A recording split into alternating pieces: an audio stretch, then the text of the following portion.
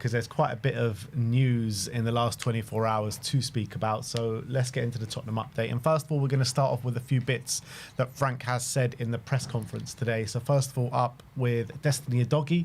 Frank said Udogie is progressing, but it's too early for him to be involved in the squad this weekend, which is a shame, but hopefully in line to be in the squad for Man City next weekend. Yeah, I mean, I would say history will probably say he's on the bench for that game. Maybe we'll ease him back in, depending on how bad this injury was. Maybe he'll be fit to come straight back in. As long as he's back in the squad, you know?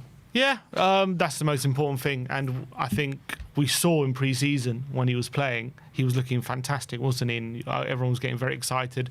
You know, he was playing more, you know, the position he's more suited to, a bit more on the outside. And as much as I appreciate Spencer's been doing great, and he did brilliantly against PSG, and I still think Udogie being a left footer helps us a bit more, I think, especially when we're going forward. I think as well he has that physical profile that is matching Spence when it comes to how hard he is to beat in one-on-one situations. Although, got to give Spence credit, he locked up Kavisha spectacularly well against PSG, so I'm not taking anything away from him, but I do think Udogie adds potentially a little bit more in that. I agree with you going forward, but I think from a defensive aspect, I think Jed's better in one-on-one situations. I would say they're just as good as each other. Because I don't know, man. I don't really see Jed getting beaten too many in one-on-one situations where it was actually a problem with Udogie in times last season. I've never seen it being an actual problem with Spence. Well, against Bayern it was. In the last 5 minutes, it was. He did get beaten by Ousmane Dembele, but I mean, it's no, against Bayern. I'm saying against Bayern. Oh, against Bayern. Yeah, it wasn't great. No, look, I'm not. This is not me denigrating Spence. I'm saying they're just as good as each other. I remember a time where, you know, Udogie was locking up Saka and Salah and all these things. Look, I'm not. I just think they're as good as each other when it comes to defensively, and I think Udogie adds a little bit more going forward, only because I just think Spence always has to continue to cut in on his right foot. He doesn't really trust his left, and that kind of limits the options. It slows attacks. Just that little fraction, and that fraction can make all the difference at this level. That's the only thing I'd say. But yeah, I'm excited to get Udogie back. I feel like with Udogie and Spence, it could be just like horses for courses. I think one will be suited for certain games and another will be suited for another game. But the thing is, when Udogie's back, obviously Spence has been starting, but if Davis is seen as a left back, and maybe when Udogie's back, Spence will maybe spend more time at right back, potentially, work back up to Porro. I think it depends, on the selection. I think if Porro goes, I think Spence basically will be the first choice backup for both sides. Yeah. And if they want to change both fullbacks for a certain game, then Davis will come in. But if they only want to change one, then I think it will be Spence. Yeah, agreed.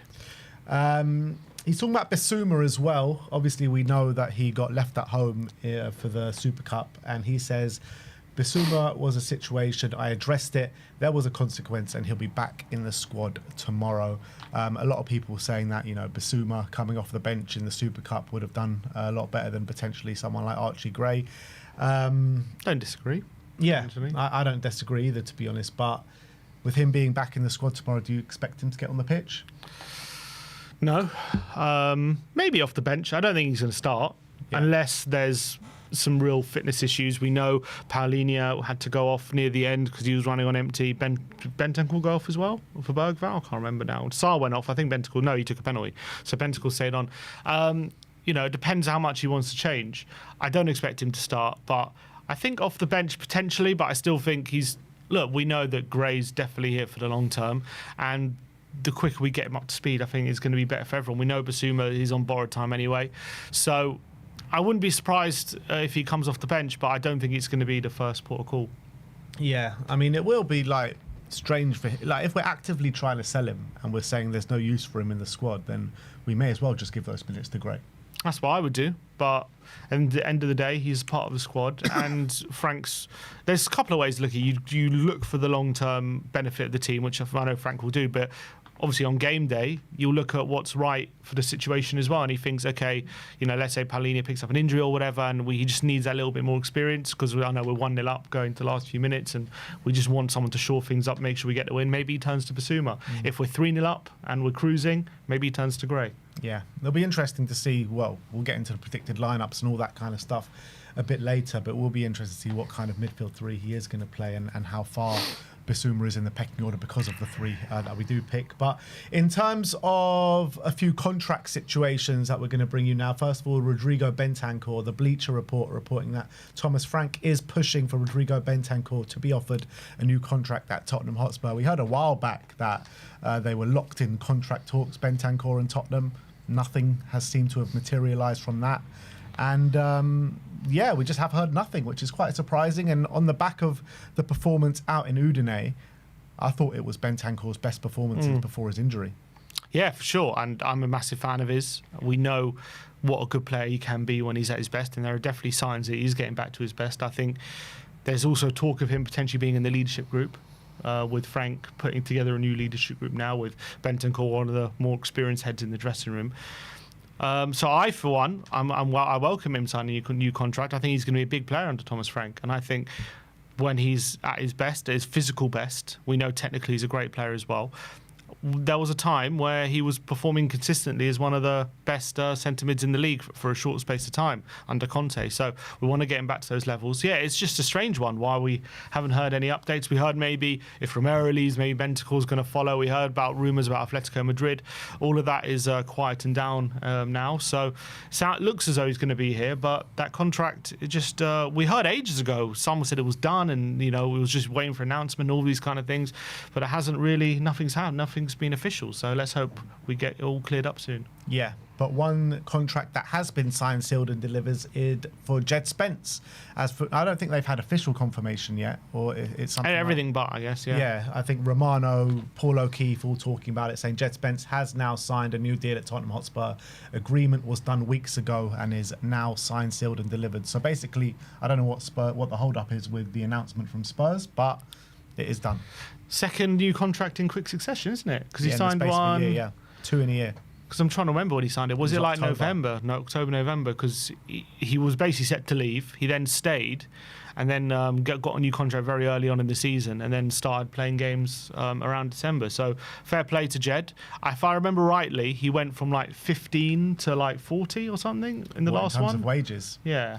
Yeah, I expect him to go up to something like 70 now. 70, yeah, matching. He'll be wanting to match whatever the current fullbacks are on, Udogie and Porro and whatnot. So fair play to him. I think he deserves it. He's been playing really well, and I think his versatility is invaluable as well.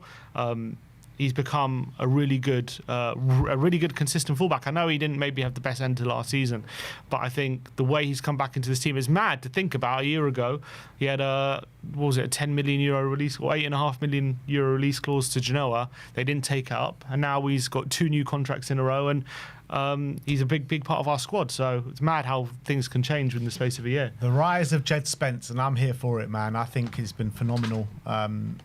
For the most part of last season. I think yesterday or a few days ago in the Super Cup, I thought he was absolutely brilliant.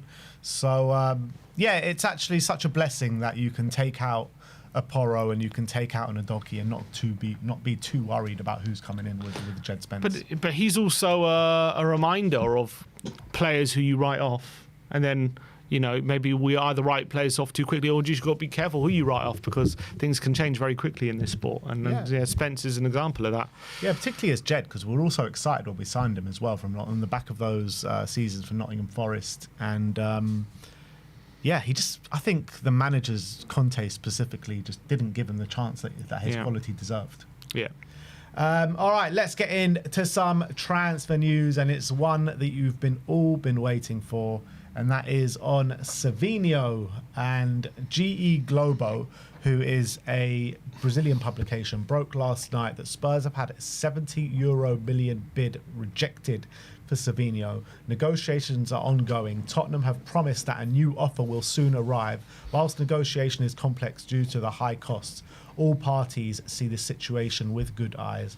Tottenham have now promised Man City a new offer, and it will be formalised and presented soon. One negotiation is, so it looks as though Spurs could be going in for a third offer now. So a £50 million euro bid rejected, 70 rejected, and potentially going in for another one. Fabrizio Romano says that Frank believes Savinho can be huge in his Tottenham project. Man City have rejected 2 bids from Spurs, 50 million and just under 70 million. No green light from City. Spurs remain in conversations and will fight until the end to get Savinho over the line. And Matt Barlow from the Daily Mail says that Savinho's agents are flying into Europe from Brazil in an attempt to help Savinho secure the transfer he wants, which is a move to Tottenham. Federico Moraes of Pro Manager left Brazil on Thursday with a view of negotiations next week in London. And yeah, I mean, I'm quite surprised 70 million euros has been rejected from Man City. We were speaking last night in the airport about this, and we were saying, like, can we actually see Spurs going much higher than 70 million euros? Yeah. I think it is hard to see, but we have had that rejected, and the reports are saying that Spurs are going to go in with a new offer. So it looks as though offer of hire will be coming in. I'm so excited about bringing someone of Savinho's quality and caliber and also potential through the door. I think he'll be brilliant for us. But it's interesting to see how high we go. I mean, I guess the next natural step is 75, 80 million euros. Yeah, I mean, some of the rumours suggesting City want 80. We've just bid 70. Some, I think, split the difference somewhere. I am shocked when you think about 50 million bid rejected around there and thereabouts, then we jump right to 70. It doesn't sound like Tottenham, does it? Go up that much in one bid. Unless City was saying that 50 million is not serious and you have to do a lot better than that if you're going to get anywhere close to our price. But I think the report from Romano straight after that 50 million bid was that it needs to be way higher. But there's a comment here I think makes a good point. Kumar says, 70 million euros, that's Mbeumo money. That's crazy. Think about how much Mbeumo and Cunha went for. We're talking about spending more money on Savinho than those two, which for me I would do, only because I think it's an opportunity to get someone of that quality in, and I think these opportunities don't come around that often. But I think that is a case to be said. We're talking about spending more on Savinho than Eze, and is that justifiable in a sense of where he is at in his career at the moment? That's why I think it is an overpayment on him, going on the going rate of what attackers are going for at the moment, which are even prem proven and older than Savinho. When you would think Savinho should be cheaper than those players, but at the end of the day, City don't want to let him go, and it's what he's worth to City. As much as they would like to get Rodrigo, and they realise what a talent they have, and they only want to let him go if someone's willing to put money on the table they can't ignore. And so that's what we're going to have to do. And I think I would be willing to do that, in my opinion, because I think he adds so much quality to the team. He's got so much potential. He's got such a high ceiling. I've seen a lot of City fans, first of all, not happy with the fact that they're looking to sell him, and also saying, as much as they would like Rodrigo, they think Savinho potentially has a higher ceiling than Rodrigo. That's what a lot of City fans have been saying. But Rodrigo's obviously more ready to come in now. So, yeah, the question is, are we going to get anywhere near 80 million if that's what they want? I can't see us going to 80, but maybe if we go 70 plus add-ons or something like that, or maybe 65 plus some add-ons and get it to 75 and get this deal over the line. It sounds like if we're going in for another bid after 70 million rejected, it sounds like we're well prepared to go a little higher. Yeah, it does sound like that at this moment in time. I think if we do go to 80, I reckon it's like 70 million euro, like you said, with add-ons included. And those add-ons probably like win the Champions League 5 times in a row or something crazy like that, judging by Daniel Levy. But I really want to see this player come through the door. I really do. And if it's going to cost 80 million euros to do so, it will be our record transfer fee in terms of anything that we've spent on a player. And when you compare it to like the Mbeuemos and the Cunhas, he's not at that level as of yet, but I think he's got a higher, in my opinion, I think he's got a higher ceiling than both of them. And you're not only paying for quality to come in now, but you're also paying for, massive potential in the future. And I know Spurs fans are sick of hearing it, like we're just paying for potential and paying for potential.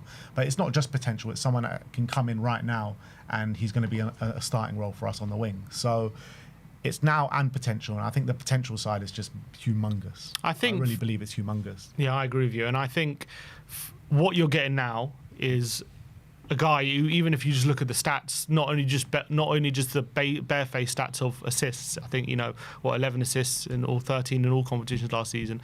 I think when you look at the underlying statistics, when it comes to chance created, he's right up there in when it comes to wingers. So right now, you've already got a player who will come in and definitely be an unbelievable dribbler, take people on, exciting, open up space, but also create lots and lots of chances. And I think down the line, you're going to get a player who's also going to add goals to his game. So that's I think what we mean by you're getting a player now who's going to be creating lots of chances, not necessarily going to be a massive goal scorer, but right now he's going to be a massive chance creator. He's already proven that. And I think down the line, yes, he's not a massive goal scorer right now, but maybe in 2-3 years' time, once he refines that finishing and gets that on lock, could he be a 10, 15 goal a season winger? I think he can. Absolutely. I think he can. And I think, like, if you want to compare it to like the Archie Gray deal, where we paid 40 million for Archie Gray, and that was a massive overpayment at the time. Only a season in the Championship for Leeds, not even playing in his preferred position, and it was an overpayment. But he wasn't ready to come in and start for us week in, week out. I think that was clear for everyone to see, particularly in his position. I think Savinho is going to cost double that, but I think he's worth more than double that. Does it shock you, his kind of willingness, and supposedly he's pushing to come to Tottenham? Does that surprise you? It does. It surprises me in a sense because he's at Man City, and Man City are fighting for everything every season. They're one of the favourites for the Premier League and the Champions League every single year. However, I think it comes down to the player, and I think it actually goes down to ambition, which is a weird thing to say because obviously Man City have bigger ambitions than Tottenham. But in terms of going to a place, starting week in, week out, being one of the main men, and I think he'll do that straight away. Yeah, I agree. I think it does surprise me because if I'm Savinho, I'm looking at City's right wing options and I'll be backing myself to be starting every week.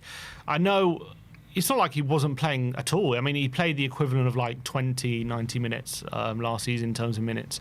So I understand it's his first season. He did have some difficulties. It wasn't plain sailing, but I think he did enough to suggest that, the second season was going to be better and he was going to build on that. And there was a lot to be excited about. So I don't think Pep is looking at him thinking, yeah, we need to get rid of him. Like, he's not going to be good enough. I think it was like a positive first season for a 20-year-old, Brazilian in the Premier League. So I think he showed more than enough for me anyway, if I was, Pep, to think this guy is going to be a really good player for us in the future and I'm more keen to hang on to him. So I'm surprised by him. I understand it's World Cup year, but is it short-sightedness from him to think I'm going to push for this move because maybe I've got a bit more guaranteed game time at Tottenham rather than thinking I could really cement my spot in that City team if I knuckle down and really add what needs to be added to my game? Because I'm looking at those right-wing options. I don't see why he can't. I don't see why he can't be the starting right-winger next season for City. Yeah, it is a strange one, to be honest. I'm not going to lie, it's a strange one, but their loss is going to be our gain, and his willingness to be a main man somewhere is going to be the benefit of us if we can get this deal over the line. So I'm all for it. The only thing I can think of is if City have communicated to him like, you're going to be a bit part player or something like that. That's the only thing. But why would they do that? And also the way they're demanding such big money doesn't suggest that as well. So yeah, the whole thing's like confusing. Pep, all the time though, he's always rotated his wingers heavily throughout the season. So maybe he's just looking at that and being like, look, I just want to get more game time and guaranteed game time, where you can never guarantee anything under Pep Guardiola. True. All right, let's move on and let's talk about the next one, which is Eberechi Eze. Fabrizio Romano says Eberechi Eze is making it clear to Crystal Palace that he wants to join Tottenham.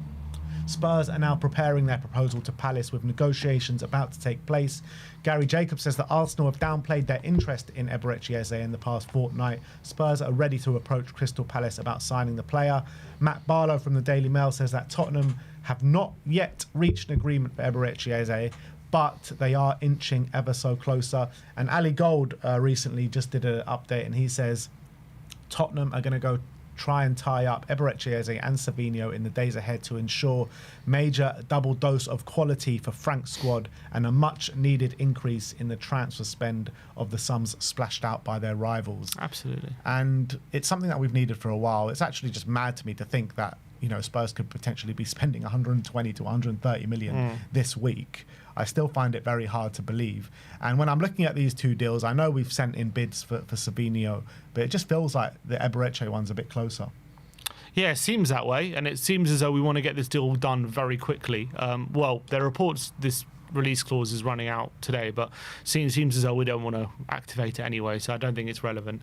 But I think we just want to get it quickly because, first of all, we're desperate for a number 10. I think that's clear. We need that player, that profile in the door because we're lacking it and we're not going to have it for the foreseeable future.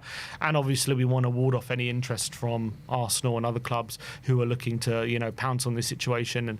And we want to basically convince Eze right now, we're putting the money on the table. We're serious about you. Let's get this deal done before anything else happens. So it does make sense. There is definitely a bit more urgency for this deal than the Arsenal one.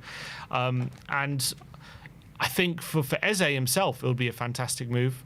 I think playing Champions League football, playing with some better players around him as well, are raising his profile, playing in the number 10 more consistently as well. It's going to be. I wonder how playing in like a pure number 10 is going to be different to how he does it for Palace, because Palace is kind of like a left forward where he's like kind of still off the left, but he's spends a bit of time on the wing, but then can cut inside and play in those central areas. Whereas at Tottenham, he's going to be given that license to move left, move right, patrol in those central areas. Is that going to unlock a different element to his game as well, where he's not always just cutting inside off the left? He's going to be given license to kind of drift all over that kind of area, which is going to be really exciting as well. I just hope we can get this deal. This would be a fantastic double deal. As Ali Gold said, we want to get this done over the next few days. It makes a lot of sense. We've still got a lot of games coming up. We need these players in as soon as possible, not just to ward off rivals, but for ourselves, for the games. For points on the board. So I'm desperate to get him in. I think it'd be a phenomenal signing for everyone, and I think the money that we're talking about would be a steal, in my opinion. I think it'd be a great deal. Yeah, I couldn't agree more. And when you're talking about his positions taken up, I mean, if we had Eze yesterday and we gone for like a 3-4-3 with Eze and Kudus kind of in the 10s behind the striker, I mean, that is mouthwatering to me, to be honest. Yeah, but it's mad. And you think about if we're going to have the exact different problem to last season, because last season our wingers majority consisted of Son and Johnson on the wing. Basically, two wingers who can't hang on to the ball for love nor money, by and large. They've struggled to hang on to the ball, very much ball in behind wingers, and that is exactly what we didn't need last season under Ange. We needed people who were able to hang on to the ball. Now we've got three players who are unbelievable at hanging on to the ball and keeping it and sustaining pressure in Eze, Kudus and Savinho, if we get them, obviously. So it's like a complete 180. But we still have the profiles that can get in behind, like a Matisse Tell and like a Brennan Johnson. It's true, yeah. That's absolutely right as well. So gives us a lot of variety. But what will be really valuable is against against teams like low block teams, or also counter-attacking, but also low block teams where you're getting the ball to our forward line. Whereas I think definitely over the last two seasons a big problem was getting the ball quickly to our forward line, and they were just not able to hang on to the ball, and it meant the ball was coming back at us and we were being counter-attacked on with regularity. Hopefully with this front line, it's going to be a completely different scenario. Yeah, which if we do sign these two players, what is the go-to? Surely it's got to be Savinho, Eze, Kudus, and then one of Solanke and Richie up top. Yeah, that's what I would think. It's going to be, I can't quite work out in my head what exactly the best makeup of that three is. For definite, I think it's going to take a little bit of tinkering to work out how best to do it. Is it Savinho on the right, Eze on the left, Kudus in the middle? Is it Eze in the middle, Savinho on the left, Kudus on the right? That's what I would do. There's different ways you can play it, but there's all. I think maybe it's all also about tactical. Maybe some games you want Eze on the left, just for that little bit more creativity. In some games you're going to want Savinho on the left to really run it as fullback. Maybe against higher lines you want Savinho out wide. Maybe against lower blocks you want Eze. That kind of stuff. So it's going to gives us a lot of flexibility, gives us a lot of tactical choices for Frank. So it's very, very, all of it is very exciting, and I know people got still, even with the signings, not reservations about the signings themselves, but reservations about does it solve the issues that we need. But I think, for me, when you're adding that kind of talent, Frank can easily make that work for me. Yeah, and I think it solves a lot of issues. For sure. Just get them in already. I just can't wait anymore. I really can't wait. I do kind of feel Eze might happen first, and maybe Savinho might happen after we play Man City next weekend. That's kind of my feeling towards it. I saw a tweet saying, would Savinho, Eze and Kudus behind a striker even work? And I just retweeted, I'm willing to find out. I'm willing to find out.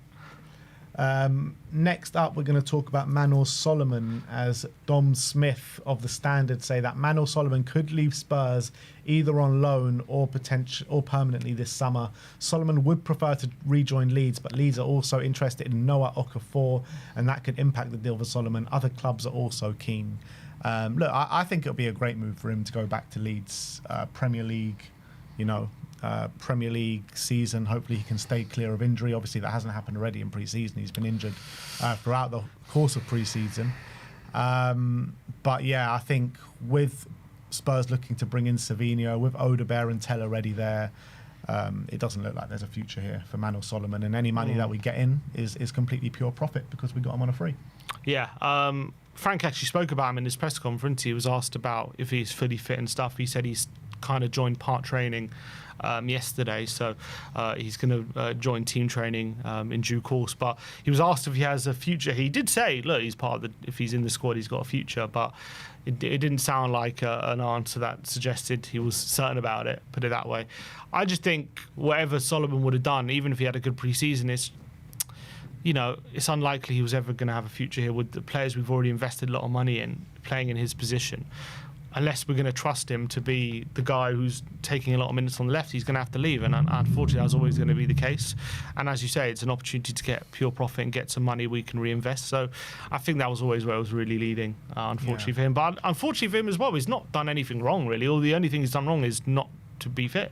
Yeah. And that's not really his fault, but it's just unfortunate. I guess timing sometimes. I see, a lot of people putting him as like one of the most terrible signings Spurs have ever made and stuff like that. But I just don't put he's not in like the Brian Hill category, you know what I mean, where he just couldn't do the business here. I mean, in the first season, he played in the first 5 games, first season under Ange, and was pretty much injured for the rest of the season after that. Mm-hmm. And then he went out to Leeds on loan and absolutely smashed it. So it's been like no fault of his own. I think the boy has quality. Yeah, I do think he has quality, and I think he can go and make a career for himself in the Premier League. It's just not going to be at Tottenham, unfortunately. Yeah, I think the guy can be a Premier League winger. I don't think he can be a starting Premier League winger top 6. That's probably, I think that's probably beyond him. But like a mid-level Premier League winger, I think he's got the chops to do that easily. Do you feel like we could add him in a potential deal for Eze going to Palace? Could he play at Palace? I think so. I think he would work. I think he would. Look, I don't think he's anywhere near Eze level, but I think if Palace are looking to replace him, but I think if Palace are looking to add a bit of depth to attack while also replacing Eze, I think if I'm Palace, I'll be interested in that. All right, that is Manor Solomon. And last but not least, we've got some interesting rumours on Dani Olmo of Barcelona, as everyone's favourite publication, Fichajes Sport from Spain, love him, say that Tottenham are interested in signing Dani Olmo and preparing a €70 million bid offer for the midfielder. It is reiterated that Eze is being looked at by Tottenham and Olmo is in their sights in addition to Eze. So Eze, Savinho, Olmo. Wait, so we're getting ready to bid 70 million, but also he's only just in our sights. Yeah. Okay, makes a lot of sense. They just contradict themselves in the same article. No, it's not going to happen. We ain't bidding 70 million. Not a chance in hell. I like Olmo as a player. I was actually looking at his how many games. First of all, he played in terms of minutes, he played 90 minutes last season in terms of minutes played. Yeah. So the guy can't get on the pitch. I was actually looking at his overall career. He's played more than 90 minutes twice in his whole career. He averages 13 games a season. We're not paying 70 million for that. It's just not going to happen. Yeah. It's a shame though, because he's got so much quality. He's such a good player, man. I love watching him play. He's such an exciting player to watch. I agree, Spurs aren't going to pay the money for him. No. He's 27 with every time he comes into the team for Barcelona, he seems to impress, but you just can't get him on the pitch on a regularity, and that's been the story of his career, unfortunately. Never going to pay that amount of money. The only way you would ever sign him is if it's a really cheap deal. Why would you ever pay 70 million for a player that doesn't play more than 13 times a season? Yeah, absolutely spot on. Probably not much else to say on that matter. But that is your Tottenham update for today. Let me know in the comments section below your thoughts regarding all the news stories that we brought you today. And one last thing on the Tottenham update, I just wanted to say a happy retirement to Eric Lamela, to Coco. Loved Lamela at Spurs. He was always 100%. Always good for a booking, always good for a Rabona. And apparently he's going to be on the coaching staff at Sevilla now. So credit to him for landing in that role very quickly. But yeah, he gave us some great moments. Probably didn't live up to what we expected when we signed him from Roma. But I think that always struggled with injury and stuff like that. But when we got him on the pitch, I really enjoyed watching him play. Yeah, 33, so retiring fairly young. But congratulations on your career, Eric Lamela. There was a point he lived across the road from us, I remember, in Finchley. I wish him all the best. He did definitely light up the lane on more than one occasion with some special goals. Those Rabonas will never be forgotten. The king of the Rabona, Eric Lamela, always gave 100% whenever he was called upon on the pitch. He was the hardest worker, probably. It was weird. He came to Tottenham as known as a flashy player, but left with a completely different reputation, didn't he? Because of the player and the person he was. So, big up to him. I wish him all the best. It's a shame that his career was blighted a lot by injury, but he had a fantastic career. Won trophies and scored some fantastic goals, and one of those players you're going to remember. Yeah, absolutely. And I mean, he always goes back to that goal at the Emirates with the Rabona. It's just unfortunate that we didn't get anything out of that game. He got sent off that game. It was just that game just encapsulated Eric Lamela in a nutshell. Rabona goal, nutmeg Rabona, that found its way into the back of the net, and then later on in the game he gets sent off and we lose the game to Arsenal. So big up to Eric Lamela, one of my favourites, and happy retirement. But that is your Tottenham update. Let me know in the comments section below your thoughts regarding all the news stories that we have